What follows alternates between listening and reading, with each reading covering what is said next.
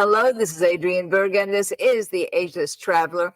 And yes, we're going to have some fun. Now, you know that every single week on our Travel Tuesday, I feature something called Culture Vulture. Well, I've got the Culture Vulture of all time with me today. Her name is Haylie Robinson. She is the host and the creator of Finding Festivals. And I love her philosophy of festivals because she says, you don't have to go to Timbuktu or the Nomad Games in hot Mongolia to enjoy your festival. You can go maybe around the corner. So she really finds those festivals that you can attend. So thank you so much, Haylie, for being with us today. Yes, it's a pleasure. Thank you so much for having me. And I'm excited to talk about my favorite topic, which is festivals. Obviously. So tell us just a little bit first about the show, because you are really not only the host, but the creator and the producer of this. And it's been so popular on PBS. It even surprised you told me. So tell us about the show. Yeah, so Finding Festivals was really birthed from my time as a festival queen. I toured my state for an entire year as an ambassador. And through that time, I developed a love for annual traditions, and it opened my eyes for local travel. And it got me thinking, why don't I marry my aspirations of having a career like Samantha Brown with my love for local traditions and merge them together and create some kind of television program.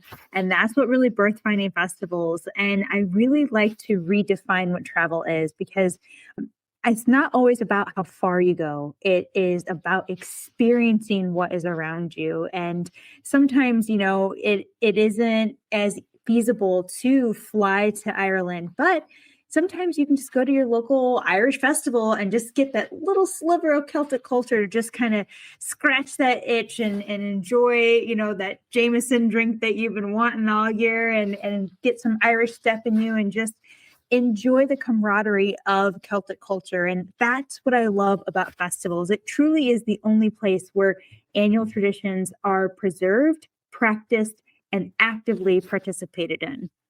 Well, let's talk about one of your favorites. Now, you mentioned that you were a beauty pageant queen for your state. What's the great state you were in, and what's your favorite festival in your own state? Yes, so I was a small town festival queen in Ohio, and this is the trickery of it all.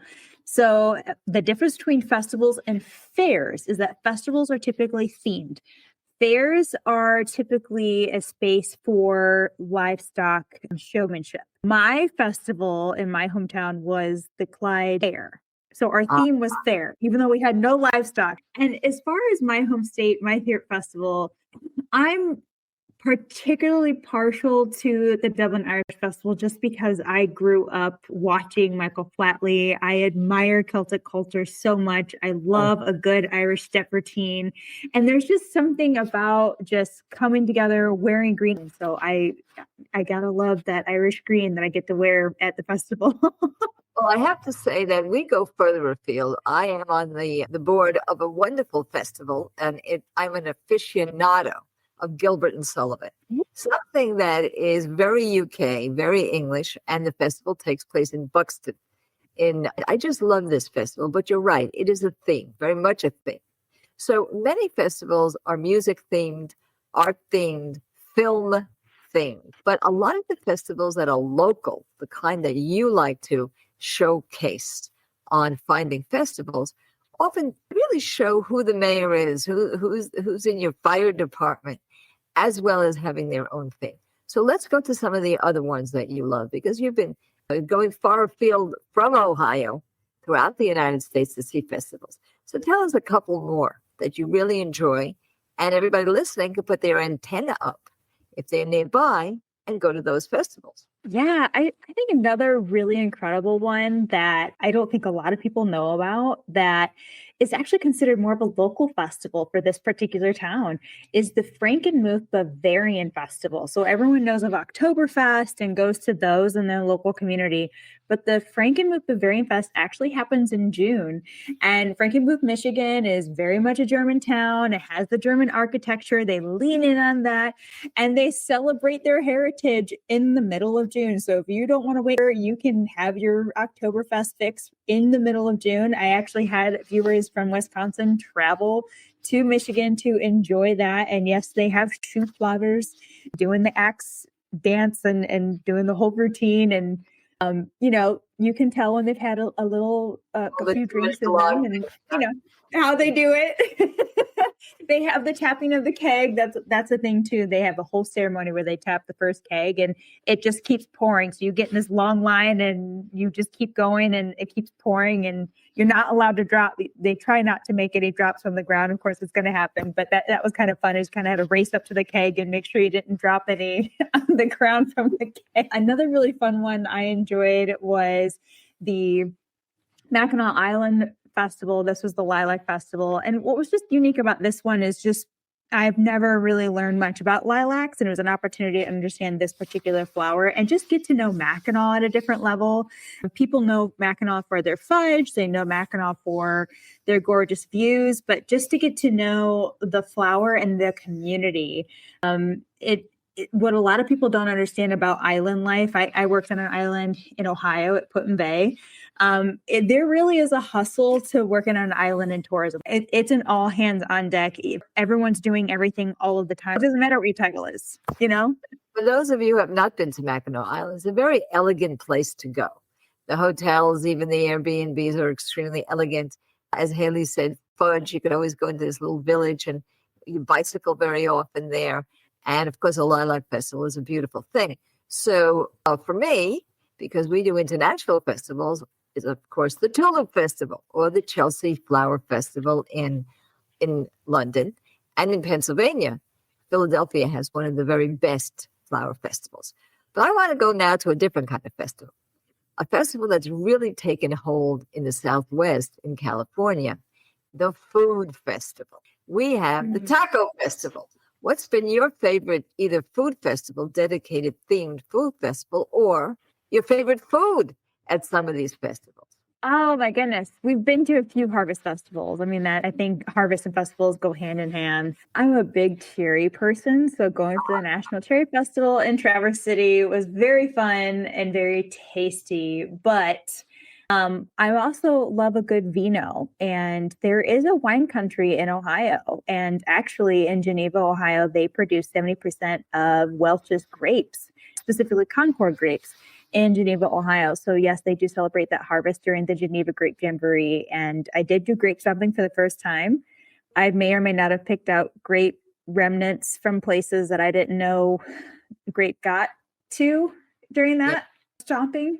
I was like, how did that get there for like a week? Chomp. Yes, that's how it got there. So these are fascinating. And I will say that festivals attract other festivals. So here in the Coachella Valley in California, we started with a small film festival of shorts. Now we have an international film festival, and it's world known. We started with a small music festival. Now we've got the biggest. Coachella Valley has Coachella, which is the biggest music festival in the country now. And Stagecoach, the biggest country music festival.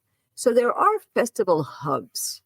There are places that you've gone to where festivals is their thing and a huge revenue for the area. So are there any particular places, particularly in the U.S., where you might find, other than ours, an elaborate number of festivals? Or mostly are you covering ones that are once a year in small towns? I would say towns per se don't necessarily host consistently, but there's definitely regions, like the Traverse City region has events all of the time. Their biggest one being the National Cherry Festival, but they have this huge firework annual event. It's like a competition actually. And they have pyrotechnicians that come out that produce fireworks for Disney World. Oh, competing for the grand prize. So they get pretty serious. But most of the annual events, I really try to find more of those off the cuff events, because I think what I find interesting about events are the ones that have those interesting stories, the ones that tell the stories about the town. Like one in particular we covered for season 2. We are working on season 2. And I've never been to Baltimore, Maryland, but I found out about an Edgar Allan Poe Festival. And I think everyone has heard about Edgar Allan Poe, but I've never experienced Edgar Allan Poe via festival, which captured my attention. I thought, That's an interesting way to get to know his poetry and his writings. Like how does one experience Edgar Allan Poe in festival form? So of course I was like, let's get a camera crew and figure this out, and learn what he looks like in festival form, because Edgar Allan Poe doesn't strike me as a festival person Well, based on his writings. that's right. His writings are a Never little more. dark. They're not very fun. Yeah, I think Exactly. he would say, never more. I'm not going to another. So what's fascinating to me too is your approach to festivals. And when we come back, I want to talk about that because we have here, again, in Rancho Mirage, a different town, not Palm Springs, one of the largest writers' festivals. And frankly, you have to be Johnny on the spot to get a ticket. I have yet been able to get a ticket 4 years in a row. That's how popular a festival can be. So when you go to a festival, you want to make the most of it. And sometimes you see people getting out of their car, parking is usually on dirt road or in a parking lot or in a makeshift. And they get out and they're looking around like they're in the wilderness. They have no idea, where should we run first? How are we going to deal with this festival? When we come back, I want to hear about your approach. I mean, you're going here and you're covering these festivals. So how best to maximize your time at a festival by Haylie Robinson, who is the host creator of Finding Festivals on PBS.org. Don't you guys go anywhere. We'll be right back.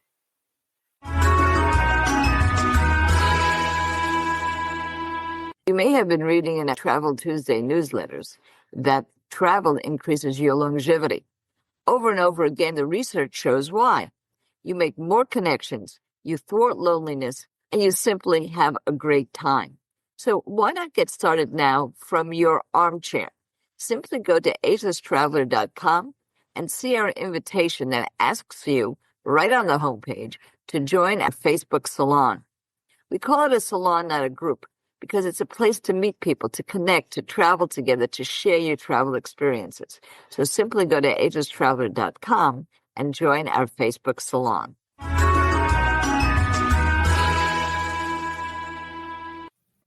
And we're back, and this is Adrienne Berg, and this is the Ageless Traveler. We're having a lot of fun today because we're rattling off festivals with Haylie Robinson, who actually is the host creator of Finding Festivals, and that's what she does. She finds festivals all over the United States and internationally as well. And I am a culture vulture, so I didn't think of it as finding festivals. I thought of it as finding performances, themes, different things that I enjoy. So we both together cover a lot of ground here, but we have different ways of approaching festivals, very different. So Haylie, how do you cover a festival and what can we learn to maximize our time at a festival? Yes, I've learned a lot and made many mistakes. So here is how I approach going to festivals, both as a film crew and as a traveler. Because I mean, when you have a big bulky camera, you can kind of get anywhere. So not everyone has that luxury. But as a traveler, often when I do, especially if I'm going out of town, I like to arrive the day before. I use a PTO day and I like to go the day before. And that's my day that I try to go before the festivities officially start. Because most festivals start like on a Friday evening. And I like to get to know the town. So that's when I hit like the local spots and I get to know, like, go to local restaurants, coffee shop, and just get like a feel for like the calm before the storm and just kind of understand, okay, what does the town kind of feel like as they prepare for all the excitement? And like, you can just feel the energy pinned up because when you get to the festival, it just releases and it's like the most amazing explosion of energy. And I love it. I live for it. It's my favorite. I mean, I purposely seek out festivals. So, you know, I love the energy that comes out. So then come Saturday, I like to go early in the morning. No, I'm not a morning person, but I really don't like finding parking spots. So I like to go early in the morning so I can find a parking spot. And the best festivals, in my opinion, are the ones where you can just kind of park your car and walk the festival or walk the downtown area. But not every festival is like that. So I try to figure out the festival route and determine, okay, what is the farthest place away? A great example of this is the Tulip Time event in Holland, Michigan. Everything isn't central. It is kind of scattered all throughout the town. So I try to determine what is probably going to be the busiest place and start from there. So the Windmill Island is always the busiest place. So I go there first thing in the morning, get my photos, beat the crowd, and then work my way back into downtown so I can just park my car and walk through the festival. And then kind of from there, especially if it is very performance based. So the Dublin Irish Festival or the Edgar Allan Poe Festival, there were so many performances. Try to pick out what you like. In fact, the Dublin Irish Festival has an app, which I think every festival should have an app. I think it's brilliant. Plan out your day and figure out what workshops and performances you want to do. And definitely, most importantly, bring water or bring a water bottle if you can. Again, the Dublin Irish Festival had our hydration stations, which I thought was brilliant. But always make sure you stay hydrated and plan to eat. I know it's really easy through the excitement to not eat. I'm really bad about that. I like at Disney World or any theme park, I get so excited and I forget to eat and then I get a headache and I'm like, oh yeah, I haven't eaten for 14 hours. I should probably eat something. So make sure to eat, stay hydrated. And those are kind of my top tips to try to beat the crowd and then also keep yourself healthy throughout the day so you can enjoy all the fun that a festival has. So I'm going to add a couple of culture vulture tips. First of all, there's a reason we call some of our segments Culture Vulture. It's because I really do eat up the scenery. I want to see everything. I'm a very stressful person to travel with, by the way. My husband tells me that all the time. I want to see everything. So, second of all, usually our festivals are expensive. It costs money to go to most of our festivals, even if it's only an airplane ride. Today, I received information, and I'm preparing it for you guys, my listeners, on the Edinburgh Festival. That's one of the greatest performance festivals. There are 3,000 performances. I could have a nervous breakdown trying to figure out where to go. So I do have my own modus operandi, and it's similar to yours. But I go the first moment that the festival is opened, not the day before, because I'm not taking pictures. I'm writing or thinking about writing. And I really do plan to stay for the whole day, which means I do need the water. I do need very good shoes, which is another thing to think about. You're going to do a lot of walking. The average person, let's say, at a big festival, walks 7 miles in a day. So remember that. Wow. I'll bring something that's salty because you may lose some salt.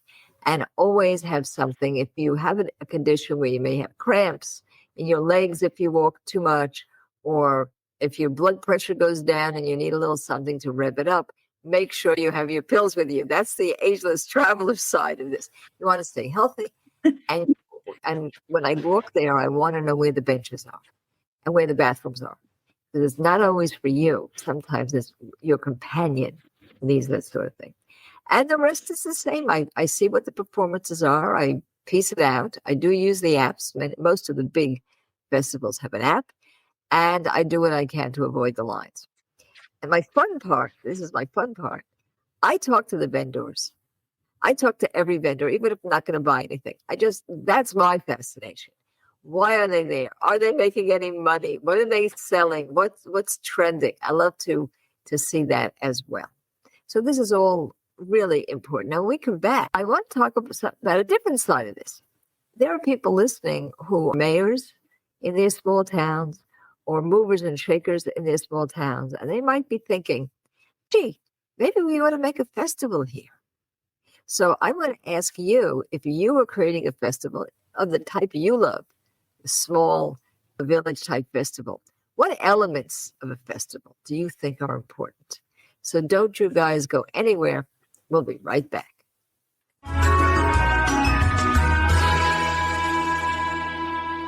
One of the things that you've told me over and over again is that your biggest barrier to travel is money.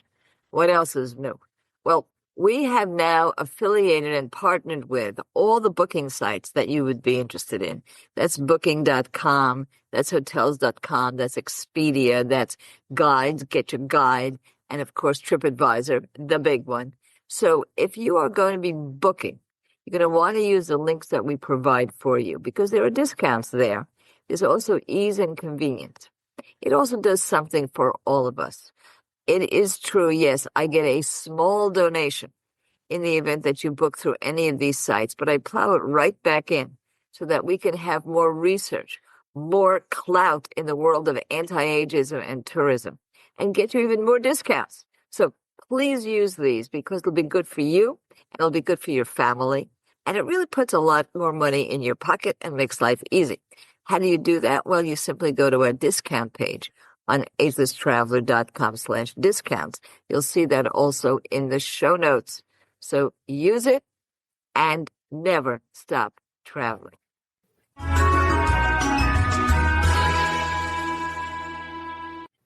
And now we're back, and this is Adrienne Berg, and we are taking a deep dive into the world of festivals, local, domestic festivals, international festivals. We're telling you about the names of some that we love, that we've attended. But then it got us to thinking, what if we were creating a festival? What if you out there who are listening had the idea of maybe starting something in your area? What should you try to accomplish? What works in festivals? So we are here with Haylie Robinson, and she, of course, is the let's say the guru, right? The leader in Finding Festivals on PBS.org. She's created shows. She's gone to hundreds of festivals, and she has an assessment of what works and what flops with a festival. So in general, Haylie, what would you say to somebody who says, what's the best practices? What should we have at our festival and not have? I would say the number one most important thing is understanding the traffic flow of your town, because it's useless to draw in a big crowd if you don't understand how to manage the crowd. Having a bunch of cars there and having your town bloated to the point that people can't enjoy the businesses and have an economic boom for that weekend isn't going to serve you. It's not going to serve your merchants. It's not going to serve your local economy. So have a plan for the traffic, and managing the people is probably the most important thing. Game plan. The theme, the fun, those things can come, but I think having a game plan is the most important thing. Beyond that, I think having a reflection of who you are is probably the most attractive thing. What I look for when I look for a festival, I want to understand, who are these people? And I think a festival that's done really well, it exemplifies that. And it helps me as a visitor understand, because that's why I seek out festivals. I want a heightened understanding of the local culture, because as a full-time employee, I only have so much PTO. So I want to get as much culture in this much time, and festivals are how I do it. So if I can get to know you in just 1 day, 2 days via festival, that's a perfect way to do it. So if your town is best known for cannolis, don't just, have a bunch of cannoli vendors, but have a cannoli workshop, have different cooking classes with you, have world-renowned cannoli artists come in and educate the people and build a community around it. Have like a tradition of not a cannoli eating contest, but maybe a cannoli piping contest to see who can pipe the fastest. Things of that nature. And I think the most important component of a festival is establishing a tradition that people can repeat year after year after year, that people can come back to and report on, because that is what solidifies a community and keeps them coming back every year. Well, I so agree. That's what I look for. It's brilliant, because one of the things for sure is have a formula. Have a repeatable formula, so you're not reinventing the wheel year after year. It's great to have a festival, but it really doesn't work for an area unless it can be repeated year after year. And then the heavy lifting is gone. When I go to the Edinburgh Festival, when I go to the Gilbert and Sullivan Festival, I know what to expect as an attendee. And I have gone 10 years in a row. Why? This is what I'm looking for. There's a comfort zone that you get as an attendee. Then you know what to expect, right? That doesn't mean there shouldn't be surprises. The other thing I wanted to say on behalf of the Ageless Traveler is that we love lifelong learning. So I'm going to take part of what you said again. When I was a little girl, my dad took me to a festival that some listeners, if they're from New York, will know about, in Sterling Forest. And for the first time, I saw a lecturer, not a teacher from my school in 5th or 6th grade, but a real lecturer. And it was under an open tent, and he was lecturing about Native Americans. And today I live on Native American land. And the fact is, I was fascinated by it. So if you're going to take a grandchild with you who is 8 years old or older, make sure that there's some lifelong learning experiences there for yourself and for them. You'd be surprised, and it'll inform them for their whole life. And if they're little kids, don't stress. They may stay and feed one goat for 3 hours. Don't worry. That's the way it has to be with these festivals. Now, before we leave and we take a little bit more of a break, I want to go back to some of your favorite festivals. So we hardly scratched the surface. How many festivals have you covered on Finding Festivals so far? So on season 1 specifically, we actually covered 14, but we have 13 episodes. But if we include season 2, which again, we are still in development of, we will have a total of 18 festivals. And then if we include my YouTube channel, I have a total of, I think, 24 festivals that I have covered and published via media. But outside of that, I've been to a ton of festivals that I haven't published or put up video. Well, maybe I shouldn't end a segment this way, but I'm not ending the show, so it's okay. What's flopped? Have you been to festivals, whether you covered it partially or in whole, or just you went? It just didn't work. And if you don't want to mention the festival's name, that's okay. But what flopped? There has definitely been festivals that I went to that on paper, it sounded really cool.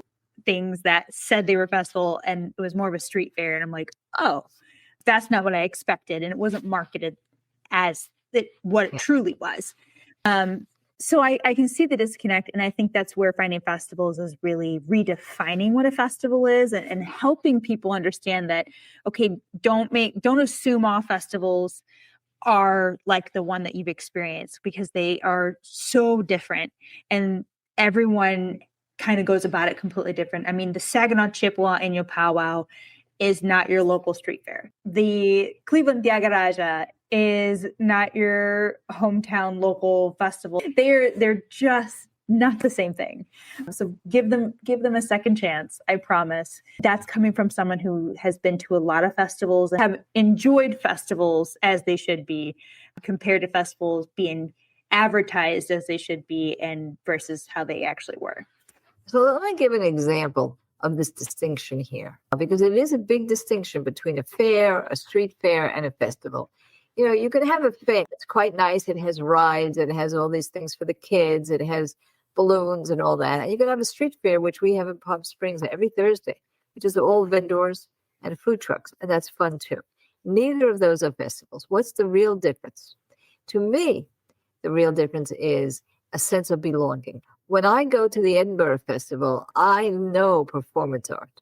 When I go to the Gilbert and Sullivan Festival, every single person, there's hundreds of people, are sitting, listening to the performances and mouthing the words. They know every single word of all the 12 shows of Gilbert and Sullivan. Now, recently I went to a noir festival here again in Palm Springs, and I don't know much about noir books. Those are hard-boiled mystery stories. I like English cozies, but I still loved it. And I put it in Travel Tuesday newsletter because the other people understood it. They were trying to teach me. They loved it so much that they couldn't wait to make me one of them. So the people who go are a very big part of enjoying a festival. They know this stuff. As you say, there is a theme. They may know Celtic art or music or dance. And even if you don't, you get caught up in their spirit because they're so excited to be in this. And sometimes it's a little nothing of a theme. And all of a sudden you say, gee, I now know everything about antique automobiles when I couldn't care less about antique automobiles an hour before. And that's what I love about the festivals. And then soon, if you do like it, you become one of them and you learn more, and it's an education. So this is terrific. When we come back, we're going to wrap up here with some more festivals that some of you ought to have on your radar. Don't you guys go anywhere.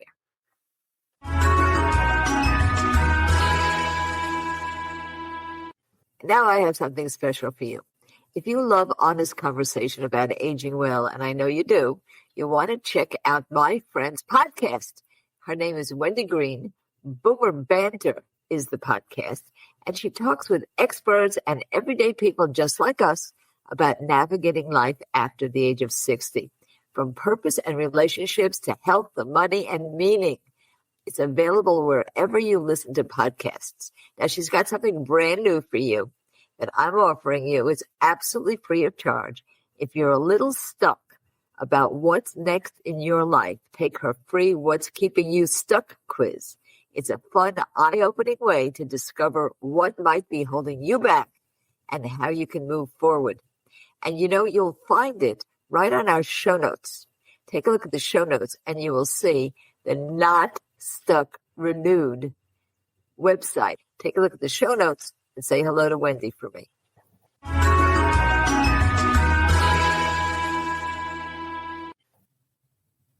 Now we're back, and we're speaking with Haylie Robinson, and we're sadly at the end of our last segment here, but there's a couple of things that intrigue me about her background. And before we get to that, let us fulfill our promise to you to have Haylie take us to a few more places, a few more festivals in the U.S.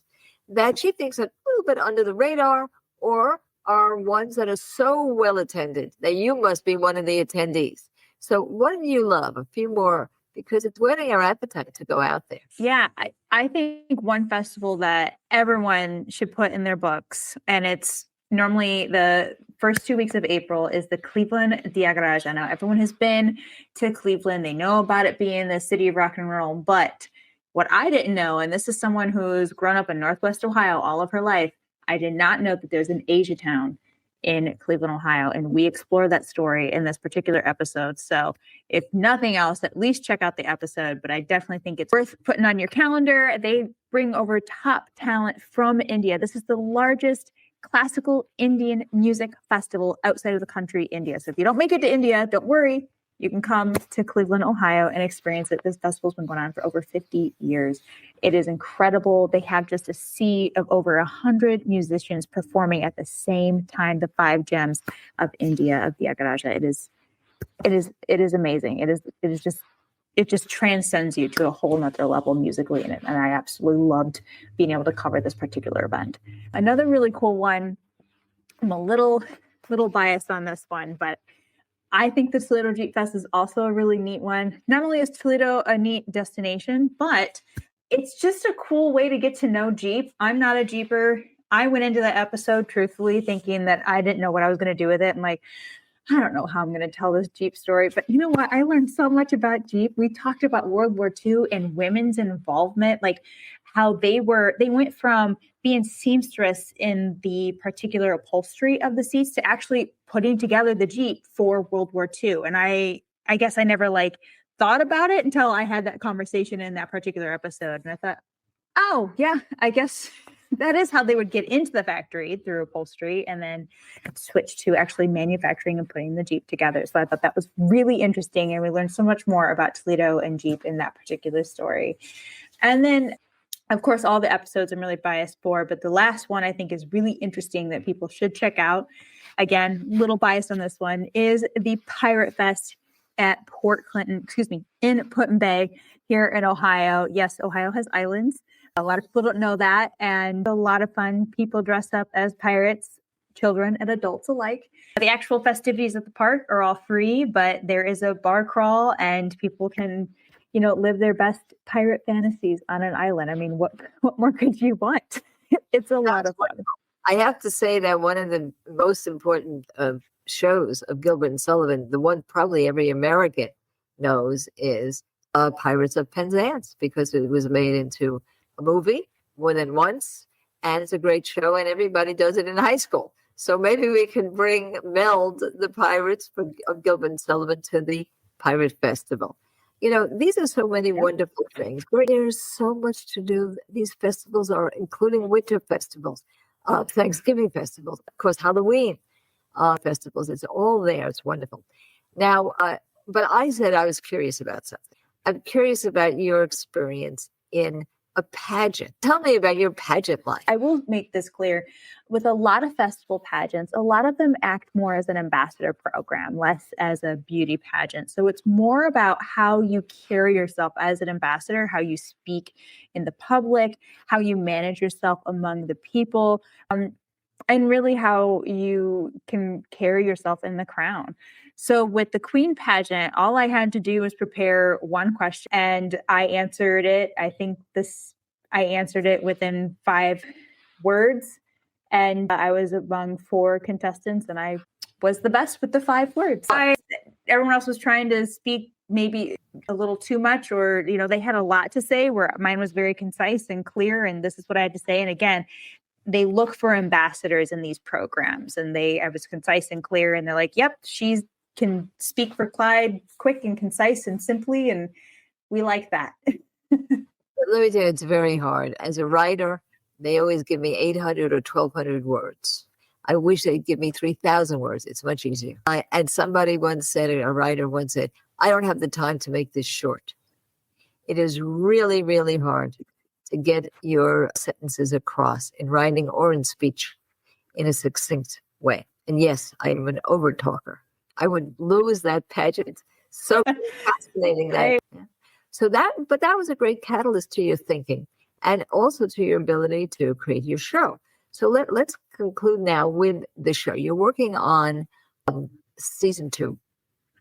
Do you have your ideas for the festivals now, or can you give us a sneak preview as to some of the things that we might see? We are halfway through the season. We have 4 episodes down, and we're going to do an 8-episode season, and we are exploring Americana through beloved community traditions, and I'm so excited. Episode 1, we went to a Revolutionary War reenactment festival, and it's actually in Indiana, and I got to shoot off a musket. So we have a rule in Finding Festivals. If it blows up, I do participate in it. Yes.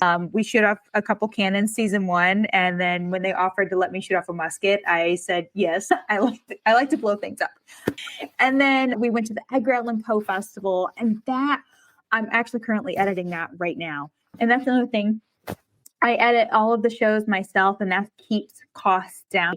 I don't pay myself anything for this show. So other than paying my film crew, PBS to air the show, and then whatever other fees are associated with music and, of course, my editing programs. I don't pay myself any money, but I do all of the labor for free for this program, which is great because I'm able to start working on the program, which leads me back to Edgar Allan Poe. It's been kind of fun, like going through the footage and watching me. I had this big ball gown, and we were in the catacombs and in the grave of Edgar Allan Poe. And it's not every day you get to wear a ball gown in a grave. So I got to do that. And then we went to Georgetown, Kentucky, and explored Kentucky culture, actually, at the Best of Bluegrass Festival of Horse event.